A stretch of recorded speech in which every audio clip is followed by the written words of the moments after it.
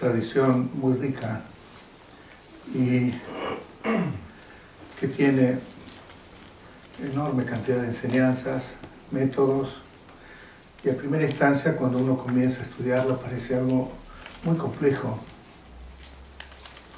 porque la filosofía que tiene es una filosofía muy profunda, que no pertenece solamente a un tipo de escuela de pensamiento, sino que como Buda fue presentando su enseñanza según la capacidad de las distintas audiencias, se fueron formando distintas también enfoques filosóficos, todos de ellos relacionados con enseñanzas que Buda mismo había dado.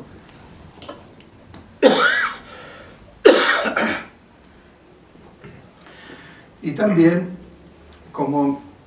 debido también a esa variedad inmensa que hay en la capacidad, las inclinaciones, las intenciones, las disposiciones mentales de las distintas personas,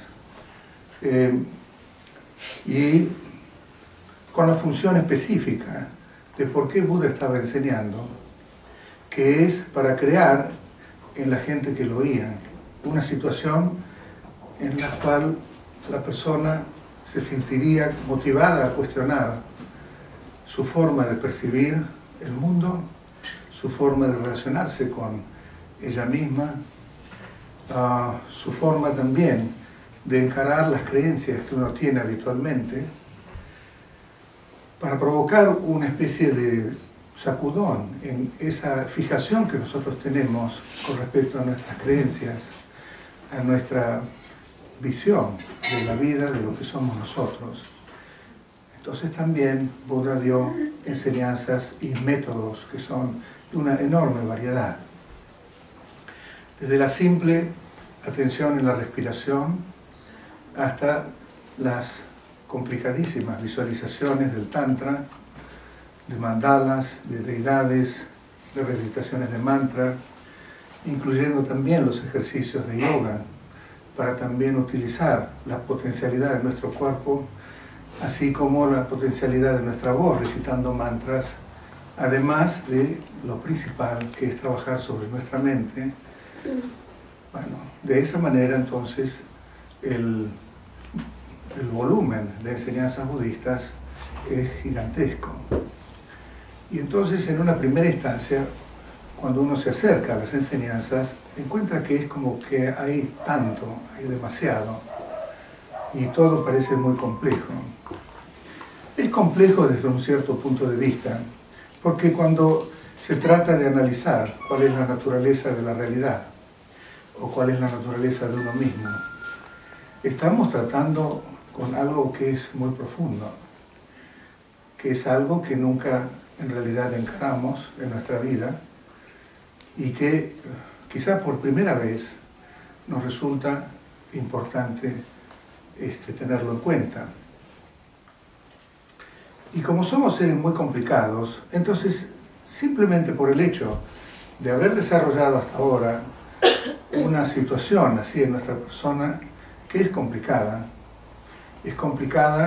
basta ver la forma en que funcionamos nosotros en nuestros días, en la forma en que encaramos las cosas, la cantidad de pensamientos que pasan por nuestra mente, la cantidad de emociones que también por las cuales pasamos en un solo día nomás, las distintas formas de encarar un problema y ver cuán difícil a veces se nos presenta la solución. La incapacidad, en cierta manera, de tener un brillo en nuestra cognición, una agudeza que pueda percibir una situación sin teñirla con nuestras pasiones, con nuestras emociones. Eso hace que somos seres muy complejos. Y por lo tanto, entonces, algo simple nos resulta difícil de aprender. Sin embargo, la enseñanza budista, que se presenta compleja porque nosotros somos complejos, tiene un mensaje que es tremendamente simple. Y es tremendamente simple porque todas las enseñanzas tienen un solo objetivo. Por una vía o por la otra, sea por el Tantra y su complejidad, sea por la simplicidad de la meditación que va directamente a conocer la naturaleza de nuestra mente, el objetivo principal de las enseñanzas budistas no es más que conocer qué es lo que realmente somos y qué es lo que es el mundo. En palabras parece muy simple. No solo en palabras es simple, sino que también el objeto que estamos conociendo es tremendamente simple. Porque no hay cosa más simple que la naturaleza de nuestro ser, es decir, la naturaleza de nuestra mente. Simple en el sentido bien entendido, no simple porque la naturaleza de nuestra mente es tan simple que le falta sofisticación, por ejemplo. O bueno, ¿qué tipo simple? No en ese sentido. Sino que es simple porque es como una cognición que está totalmente desnuda, que es cruda en sí misma, en el sentido de que no ha sufrido ningún tipo de distorsión, que no está afectada por ningún tipo de confusión, que no está tampoco distorsionada por las emociones que surgen en nuestra mente, emociones negativas, distorsivas, que no tienen nada que ver con nuestra naturaleza esencial y que sin embargo están siempre presentes en nosotros. Las emociones de apego, de rechazo, de celos, de orgullo, de envidia. Esas emociones que son tan comunes a nosotros y que nos hacen sentir que somos un ser humano, en realidad son emociones que no están y no son parte de nuestra naturaleza básica. Por eso se las llama aflicciones. Hay, por supuesto, emociones que son positivas, las emociones de amor, de compasión, de altruismo, de empatía. Emociones que tienen que ver con percibir a la realidad desde una manera mucho más neutra, mucho más crítica, y que llevan a la renuncia, por ejemplo, al desinterés por lo mundano y un montón de factores, a la valoración por lo que es espiritual, a la valoración por aquellos que nos han enseñado una manera de liberarnos de esta confusión, de la ignorancia en la cual vivimos. Todas esas emociones positivas también existen en nosotros, no es que somos solamente seres que experimentan aflicciones. Pero el problema es que las emociones positivas, así como las emociones negativas, así como de la manera en que se nos presentan en este momento, en el marco cognitivo en el que se experimentan en este momento, todas tienen algún tipo de efecto colateral. Las negativas, por supuesto, un enorme efecto colateral, porque no solamente cuando actuamos con odio, con apego, con celos o con orgullo, estamos seguramente causando sufrimiento a los demás, sino que eso deja en nuestra conciencia también una impresión que es indeleble, pero que genera mucho hábito y que hay que de alguna manera eliminar o neutralizar, porque si no lo hacemos, es lo que va formando nuestra prisión, lo que llamamos el samsara. En realidad nunca prestamos mucha atención a ese tipo de efecto residual que queda después de una acción. Pero justo el problema mayor nuestro es esa. La acción, por supuesto, es una acción que uno hace, eso se llama karma.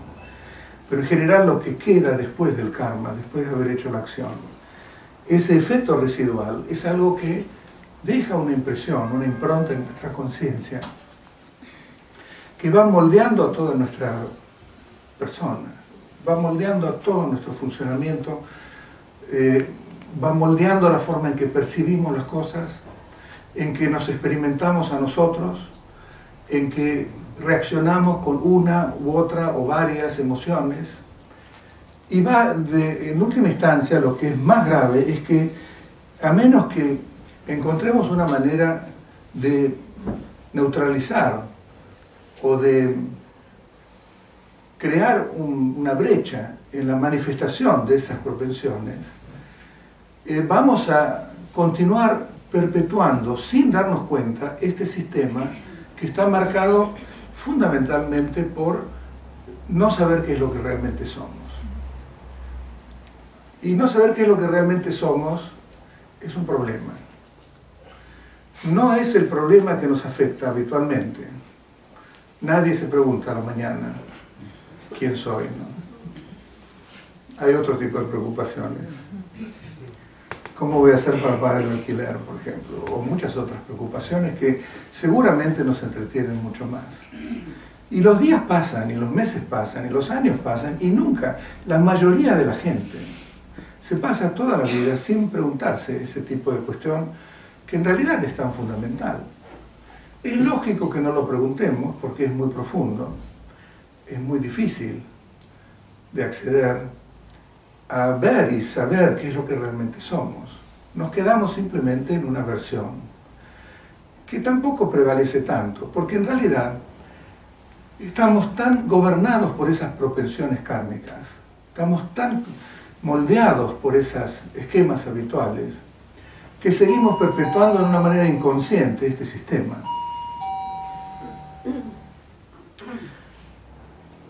Según la sabiduría a la cual llegó Siddhartha, el príncipe que abandonó el palacio y que se convirtió en Buda, el que se iluminó, el que despertó, y de, por supuesto, todos los millones que han corroborado la misma experiencia de sabiduría, nuestra percepción actual es una percepción que está distorsionada por la ignorancia. Y ese es el mayor problema. Y el mayor problema de la ignorancia es que no es estúpida, es demasiado hábil, justamente porque está avalada, sustentada por esas propensiones. Entonces ni nos damos cuenta de que somos ignorantes y de que funcionamos de una manera que no responde a esa sabiduría fundamental. En realidad, bueno, los seres humanos tenemos la capacidad de cuestionar y de ver que somos ignorantes. Pero hay muchos otros tipos de seres, como los animales, que tienen igual conciencia que nosotros, que tienen las mismas emociones. Lo vemos en animales más cercanos a nosotros, como las mascotas, ¿no? Perros, gatos. Animales que podemos percibir, en insectos es un poco más difícil, pero en realidad también cualquier animal, cualquier insecto, tiene una conciencia que es exactamente lo mismo que la nuestra. Y en esencia, tanto la conciencia de un insecto como de un perro, un gato, una vaca o nosotros, es fundamentalmente la naturaleza de esa conciencia, es el estado búdico, que es ese estado perfecto, ese estado que no es tampoco un estado, sino que es la naturaleza esencial de nuestro ser. ¿Y qué significa ese estado búdico? Significa un estado perfecto, un estado en el cual no existen esas aflicciones, en el cual lo único que se manifiesta es una sabiduría que no está limitada de ninguna manera, y por lo tanto se la considera como omnisciencia, porque no la limita el tiempo, el espacio, en el cual las otras cualidades sublimes de compasión no están tampoco limitadas por el parcialismo, sino que son totalmente ecuánimes y difundidas a los infinitos seres, o el amor lo mismo, y así todas las cualidades sublimes. Es un estado que nunca nos deja, un estado que no ha sido creado por nadie y por lo tanto no le pertenece a nadie. El estado de Buda o la budidad no la inventaron los Budas, no la inventó Buda Shakyamuni ni ningún Buda. Y como él dice, aunque yo no venga, no haya venido, aunque no venga ningún Buda, la naturaleza de la realidad es siempre la misma. Y es un estado que por más confundidos que estemos y por más actos abominables que hagamos, en ningún momento se poluciona. Y por más benignos que seamos, generosos, piadosos o lo que fuera, tampoco lo mejoramos. Porque no es un estado que dependa de lo que hagamos en este mundo que está totalmente, en cierta manera, está, no puedo decir que está disociado completamente, porque nunca nos deja. Pero sí, como no estamos conscientes de ese estado, vivimos una especie de nube. Por más real que esto nos parezca, no es más real que una nube, en realidad. Es como una burbuja tan sólida y concreta que no nos permite ni siquiera cuestionar si todo esto es correcto, si todo lo que percibimos es como lo percibimos. La enseñanza de Buda tiene esa fuerza. No teme decir, no, todo lo que estamos percibiendo no responde a la naturaleza esencial. Hay que cuestionarlo. Y si es sólido, y si todo se ve de una manera tan sólida, es solamente por esos patrones habituales. Es increíble realmente cómo hábitos pueden generar y pueden moldear la solidez que nosotros percibimos en el mundo. Y lo digo literalmente, ¿eh? No digo solidez como que las emociones se nos presentan como sólidas, porque se nos presentan como sólidas, ¿o no? Cuando estamos sin el objeto que nos causa el odio, o que nos causó una situación de odio, estamos solos, pero sin embargo ese odio, ese pensamiento de odio nos cambia completamente nuestro estado de ánimo. El pensamiento de celo, de envidia, realmente nos cambia completamente. Son sólidas. Son sólidos, el deseo sólido, el apego sólido, se nos presenta como algo separado y como algo sólido. Ahí sí que es, por supuesto, una manera figurativa, una figurada de hablar, que el pensamiento es sólido, porque el pensamiento no es sólido. Sin embargo, se nos presenta como sólido. Pero cuando yo digo un mundo sólido, estoy diciendo la solidez del mundo real, la solidez de una montaña, la solidez del acero, la solidez de este piso. Esa solidez también se nos presenta como sólida solamente por estos patrones habituales. Y eso es algo que realmente es muy revolucionario para nosotros, ¿no? Desde el punto de vista de la sabiduría búdica, todo el mundo que percibimos es una proyección de nuestra mente. Y hay momentos de desarrollo en la progresión espiritual en la cual la mente se va cada vez purificando más, cada vez refinando más, que la cognición se va desvistiendo cada vez más de todo aquello que la distorsiona. Y cuando esa naturaleza de la mente, que es la naturaleza de nuestro ser, se empieza a ver que también es la naturaleza del mundo.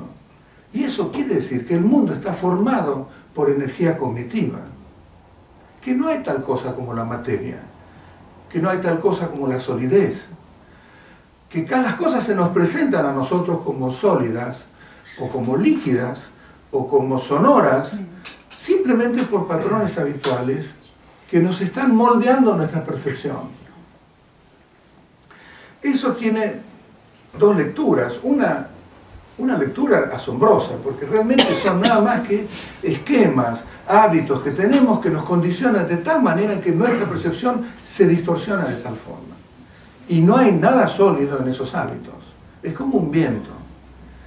Por otro lado, las buenas noticias es que son simplemente hábitos. Y por lo tanto podemos contrarrestar un hábito. Dos hábitos contradictorios no pueden coexistir. Por lo tanto podemos contrarrestar ese hábito. O podemos crear también situaciones, no crear, pero sí en términos de práctica, que es de lo que trata el budismo. Porque el budismo no trata de generar algo nuevo, sino de generar una situación para que la mente vaya sacándose de encima todo aquello que la distorsione. Y cuando entra y conoce su propia naturaleza, entonces de ahí en adelante, esa mente, esa percepción, ya está sintonizada con la naturaleza absoluta de la realidad. Ha eliminado la ignorancia, ha eliminado la confusión de la ignorancia. Y se ha dado cuenta de que en esa naturaleza esencial nunca existió la confusión. Que eso es bravo. Porque en otras palabras lo que está diciendo es que toda esta existencia que nosotros percibimos de manera tan concreta no es más que una película. Miren qué distante estamos de percibir esta realidad como si fuera simplemente una película. Bueno, uno diría, bueno, ¿qué pasa? ¿Qué beneficio tiene? Porque parece que nos vendieran una nueva fantasía. Esto no es real. Pero créanse, háganse creer que esto es como una película. Porque entonces ya no tienen apegos, no tienen odios, van a venir mucho más felices. ¿No? Inscríbanse en el club y les prometemos que va a ser así. cuando en realidad no es así. Y lo más irónico es que esa es mucho más real que nuestra percepción actual. Todo budista tiene como objetivo principal, como dice el Dalai Lama, encontrar la verdad. Y eso es lo que prima en todo el camino budista. Por eso es que Buda mismo dijo que había que cuestionar su enseñanza y que no sirve de nada tomarla como que, bueno, lo dijo este gran ser que se llama Buda, debe ser verdad. Habría muchas razones como para decir, mira, lo dijo Buda, debe ser verdad, porque era alguien muy excepcional. Pero dijo, eso no sirve de nada. Hay que cuestionarlo, hay que decir, bueno, lo dijo Buda, pero todavía yo no lo entiendo, o todavía no es mío, no lo descubrí yo. Entonces, ¿por qué dice que todo el objetivo de un budista es encontrar la verdad? Porque en cada minuto de nuestra meditación estamos tratando de ver la verdad nuestra, de lo que realmente somos, por experiencia directa. En cada minuto del que estudia la filosofía con la dirección budista es porque todo el objeto que está estudiando es la verdad de la naturaleza absoluta de la realidad. Eso es también el objetivo del budista. Y hay muchos comentarios que se han escrito. Están las escrituras budistas que se basan en las palabras de Buda, son 108 volúmenes, no sé cuántos. Pero después hay como 140 o 150 comentarios de grandes eruditos sobre las palabras de Buda. Y en muchos casos, muchos de estos eruditos, tomando esa libertad, ya que Buda había dicho, me pueden cuestionar, cuestionaban lo que Buda decía. Y por eso mismo Dalai Lama dice que si algo demuestra que no responde a la verdad y que se encuentra en alguna enseñanza budista, un budista tiene que cambiar, porque lo que prima es adherirse a la verdad. Es lo más importante. Es un sendero muy escéptico en cierta manera, con un escepticismo que lo hace similar a la ciencia, pero con una espiritualidad que lo hace similar a las religiones. Entonces no es ni ciencia, que es totalmente escéptica, y que dice, bueno, hasta no ver, no lo acepto, y tampoco es la religión habitual, en la cual, bueno, si hay misterios hay que creer, sino que es algo intermedio, porque tiene de religioso algo que es, sí, creemos en que hay seres superiores. No un Dios que creó el mundo, porque no es una religión teísta, pero sí que nosotros esencialmente somos Budas, y que en este momento no lo vemos. Hay gente que lo vio, hay gente que vive en esa budidad innata, hay gente que expresa esas cualidades, los maestros, los Budas, y son seres superiores. No hay ningún problema en creer que haya seres superiores, especialmente cuando nos vemos cínicamente y honestamente. Vemos que, bueno, puede haber seres superiores a mí, ¿no? Con toda humildad yo digo que puede haber seres superiores, ¿por qué no? Y eso entonces entra en el aspecto más religioso, en el cual hay devoción, hay fe, hay un montón de factores. Y el camino budista tiene eso, pero tiene el escepticismo siempre como algo que está marcando el camino. Llega un momento en que inclusive ese escepticismo hay que dejarlo. O sea que el escepticismo es muy bueno porque marcó el camino. Una vez que uno está caminando y sabe que la ruta es buena, no hace falta seguir consultando planos, ¿no? Especialmente si tiene todos esos carteles verdes que dicen Chascomú dentro de 5 kilómetros. Pero eso viene más tarde. Y hay una razón por la cual uno tiene que dejar el escepticismo también, porque eso también lo contempla el budismo.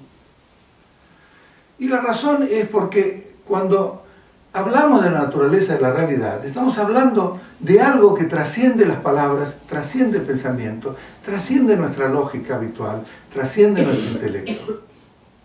Y el escepticismo es algo que rige, digamos, dentro del intelecto, porque es solamente con nuestra mente racional, a partir de la cual nosotros escépticamente cuestionamos un punto e investigamos para destruir ese escepticismo y creer en ese punto. Todo racional, todo pensante, todo lógica, todo conceptos. Pero con esa mente conceptual no podemos ver aquello que es no conceptual. No le podemos pedir a esa mente conceptual que perciba lo que trasciende el concepto, lo que trasciende el intelecto. O sea que estamos en un camino en el cual el objetivo es algo que no es parte de nuestro espectro habitual de experiencia, para nada. Se puede decir que a veces tenemos un momento de intuición, y eso por ahí se acerca un poquito, como zafar de toda la estructura del concepto. Pero eso nos viene, no es como que lo creamos, ¿no? El momento que queremos crear el momento de intuición, seguro que no nos va a venir. De pronto tuvimos una intuición, ¿no? No es como que podemos repetirlo a gusto, quiere decir que tampoco lo dominamos, tampoco nos sirve demasiado, porque nos vino de pronto ese tipo de intuición. Es como tomar alguna droga. Bueno, dependemos de la droga, pero no tenemos ningún control como para repetir eso sin depender de la droga, sin depender del momento que milagrosamente me vino. Y en el budismo, como es un sistema, no admite esperar a que venga algo. No, hay que hacer, hay mucho para hacer. Si bien nuestra mente en esencia es el estado búdico, si no hacemos nada, nunca lo vamos a poder ver. Es como se dice siempre, se sabe que la crema o la manteca está en la leche, pero si dejamos que la leche esté ahí, va a ser leche, no va a ser manteca. Hay que, ¿cómo se dice? Batir la manteca y la agropecuaria, y de ahí se extrae la manteca. O sea que hay que batirla para hacerlo. Hay que machacar la semilla para sacar el aceite, la semilla de sésamo, como es otro tipo. Si no se hace eso, bueno, es innegable que vamos a seguir, bueno, que nuestra budidad es así, según la versión budista, pero si no hacemos nada para descubrirlo, vamos a seguir siendo así y vamos a seguir repitiendo. Hace infinitas vidas también éramos budas, pero no lo vimos. Y hoy somos budas, y si no hacemos nada por verlo, no lo vamos a ver. Ni los budas lo pueden hacer, ni los budas pueden venir y tocarnos en la cabeza. Sería fantástico. Uno contrataría varios budas, los invitas a almorzar, les decís que le das algunos regalos, bueno, pones la cabecita, pero ni con el poder que tienen los budas se puede, porque cada uno de nosotros tiene que zafar de su propia neurosis. No es más que eso. Es decir, estamos dominados por estos esquemas habituales y hay una forma para salirnos de eso. Pero lo tenemos que hacer nosotros. Y la forma de hacerlo, una forma de hacerlo, seguramente otras tradiciones espirituales tienen o presentan algún tipo de método o camino. En el budismo creemos que el Dharma, que es el camino, que son las enseñanzas, nos llevarían, si lo hacemos, a batir la leche para extraer la crema o para extraer la manteca. O sea que tenemos, por eso el refugio, lo que se llama el refugio en el Dharma, es más importante que en el Buda o en el Sangha, que es algo medio raro, porque Buda es el maestro. Pero el refugio del Dharma significa, bueno, tengo esta apertura en este momento en que el Dharma me resulta convincente. Todavía no mucho, pero me parece que es cuerdo, ¿viste? Que más o menos cierra. Entonces, hay un sistema que puedo aplicar. Entonces, aplicar ese sistema, que significa practicar el Dharma, eso quiere decir que tomamos refugio en el Dharma. Pero es valiosísimo que tengamos eso. Imaginen que no tuviéramos ningún sistema. Bueno, seguiríamos siempre así. Con una budidad, sería como en las escrituras se dice como el que muere de pobre sin tener para comer, cuando debajo del piso que tenía tiene lingotes de oro. Es eso más o menos, ¿no? O sea que realmente la práctica budista, con toda su complejidad, que está indicando algo muy sencillo, es compleja porque se encuentra, digamos, con gente que habitualmente, que somos nosotros, somos complejos.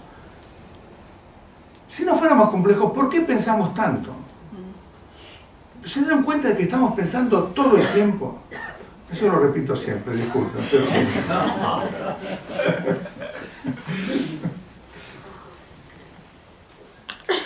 todo el tiempo pensando. Y cuando vamos a dormir, seguimos pensando. Porque cuando soñamos estamos pensando. ¿Y esa parece ser la naturaleza de un ser humano? No, no es la naturaleza del ser humano. sí, de un ser humano confundido, pero un ser humano tenemos la capacidad para disminuir esa confusión y para educar a nuestra mente para que pueda permanecer quieta cuando querramos que permanezca quieta. Es decir, tenemos que ser libres de esa manera. Es decir, que cuando queremos pensar, pensemos, pero cuando no queremos pensar, tenemos que tener la capacidad para no pensar. Y no la tenemos. Eso resulta que estamos como esclavos de los pensamientos. Es medio duro, pero realmente es eso, porque la distracción es esa, ¿no? No tenemos la fuerza como para salirnos de la distracción y abocarnos concentradamente a algo. Eso habitualmente es inconveniente. En un camino espiritual, no solamente el budismo, es un grandísimo obstáculo. La distracción es enorme el obstáculo que se pone en el camino hacia este objetivo fundamental que es ver nuestra naturaleza básica. Ahora, ¿qué beneficios tiene ver nuestra naturaleza básica? Porque, bueno, si hablamos siempre de ver nuestra naturaleza básica y lo importante que es, pero ¿qué beneficio tiene? ¿Por qué es tan importante? ¿Por qué no seguir viviendo de la manera que seguimos viviendo? Porque esa ignorancia, según lo que descubrió Buda, que es lo más importante, bueno, qué sé yo, es importante como muchas otras cosas que descubrió, ¿no? Pero esto de que es muy importante. Uno ve programas en televisión que a 3 palabras dice que es muy importante tal cosa o tal otra, ¿no? Lo que descubrió Buda es que esa ignorancia se puede eliminar. Es decir, que podemos conocer esta naturaleza esencial a pesar de que no se pueda pensar, a pesar de que no se la pueda describir con palabras, es algo que se puede conocer. Eso es valiosísimo realmente, porque no quiere decir que es inaccesible, que de otra manera sería ridículo. Si esa es nuestra naturaleza esencial, tiene que ser accesible de alguna forma, por más no conceptual y por más que trascienda las palabras, por más inefable que sea, igual es nuestra naturaleza esencial, tiene que haber un camino de conocerla. Y el camino que se propone es la meditación. En el budismo la meditación se lo toma como realmente el corazón, es la llave para romper esa garra que mantiene a nuestra cognición bajo la fuerza del concepto, de los pensamientos, pero más bien del concepto, no tanto de los pensamientos, ¿no? El concepto es algo muy limitativo de nuestra mente, porque es lo que pone todo en caja, ¿no? El concepto es el que encasilla absolutamente todo. Esto es bueno, malo, alto, largo, corto, esto y aquello. Todo, con el concepto, entonces automáticamente vienen cualidades que le estamos poniendo al objeto que estamos percibiendo, que en realidad no sabemos si tiene o no, pero que tomamos como que tiene. Entonces cuando decimos fuego, fuego tiene los atributos del fuego. Fuego quema, entonces por lo tanto fuego existe, porque quema. Y los atributos del fuego, de que quema, eso le pertenecen intrínsecamente al fuego. Bueno, nadie piensa todo eso cuando ve el fuego, ¿no? Sería muy complicado. Pero realmente nosotros percibimos de esa manera. Las cosas tienen atributos intrínsecos. Nosotros seres humanos percibimos así, pero los animales también perciben de esa manera. O sea que no es una cuestión así, es una cuestión muy arraigada de la ignorancia que hace que percibamos los fenómenos asignándoles cualidades que bajo un análisis tanto filosófico como contemplativo descubrimos que no les son propios, que son meras atributos, pero que no califican al objeto como que tiene una existencia real. Y la meditación tiene esa fuerza. Tiene, porque las mismas instrucciones de meditación están reflejando la filosofía tan profunda y tan compleja del budismo. No hay una disociación entre las técnicas de meditación y esa filosofía. Todo lo contrario. Esa filosofía que sienta las bases en la cual el Dharma, el camino, se asienta y que nos garantiza que ese camino nos lleve a la perfecta realización o vivencia de la naturaleza esencial, la naturaleza de la realidad. Esa filosofía se manifiesta en las simples instrucciones de práctica que tenemos. No hay discordancia en eso. Realmente las instrucciones específicas de cómo ver la naturaleza en nuestra mente son muy simples. Pero si uno analiza esas instrucciones, están completamente coherentes con la filosofía más profunda del budismo. Tiene que ser así, porque a nivel contemplativo, cuando no entra la filosofía, cuando no recurrimos al concepto o a los pensamientos, o a la lógica o a lo que fuera, sino que estamos simplemente como un bebé, tratando de ver con una mente mucho, no un bebé, más que un bebé, digamos, pero con una mente muy limpia, sin tanta información ni nada, sino que simplemente en la cognición más simple posible, ver que la mente se ve a sí misma en su simpleza. Entonces ahí no entra la filosofía. Pero en la técnica que nos están instruyendo, como para que eso suceda, esa técnica está reflejando las cualidades de la filosofía. Y eso es lo que garantiza que, aunque estemos solos, aunque estemos sin un lama, sin un maestro cercano, si seguimos esas técnicas, vamos a tener la vivencia correcta del estado natural de la realidad, y no una forma distorsionada. ¿Por qué? Porque están basadas en esa filosofía. Pero ¿cómo es? ¿Por qué recurrimos a la técnica de meditación? Porque la técnica de meditación no es conceptual.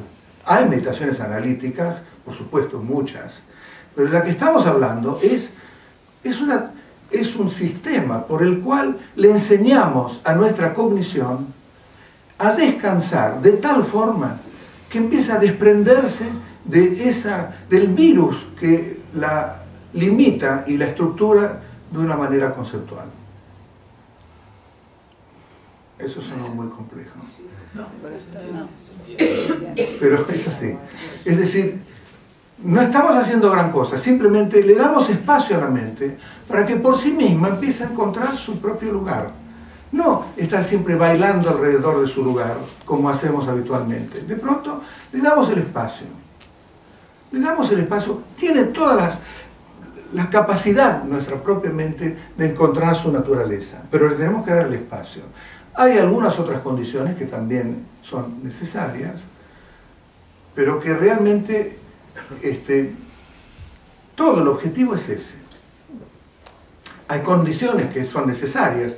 También cuando somos conceptuales desarrollamos compasión, por ejemplo, desarrollamos empatía, porque todo eso va en contra de reforzar esta noción del yo que es tan sólida y tan fuerte, y de mantener este territorio del yo que está siempre tan presente a través de apegos, a través de rechazos y lo que fuera. Toda esta estructura, este territorio del yo, estamos constantemente reforzándolo y manteniéndolo. Cuando practicamos compasión, cuando practicamos devoción, cuando practicamos amor, vamos en contra de esas fuerzas. Entonces, a nivel conceptual, vamos socavando esa estructura y haciéndola cada vez más débil. Y entonces nos vamos acercando también a un nivel conceptual a nuestra naturaleza básica. Y va a ser mucho más simple que después, cuando nos sentamos en la meditación propiamente dicha, porque practicamos compasión cuando estamos, digamos, cuando nos sentamos en meditación, en que la mente se mira a sí misma, ya tiene mucho menos elementos, mucho más débiles esos elementos que la distorsionan. Y esa cognición llega un momento en que entra en su estado natural. Y eso lo hace la meditación. Y el corazón de la meditación es la no distracción. La no distracción, como se dice siempre, es el camino que han tomado todos los budas del pasado para llegar a budas. Todos los budas del futuro no se van a poder iluminar a menos que practiquen la no distracción. Y los que se están iluminando en este momento, no sé dónde, pero debe haber alguno, también lo están haciendo con la no distracción. Yo no veo demasiado, pero dicen que hay. Bueno, vamos a practicar un poco este asunto de la no distracción. El cuerpo tiene una postura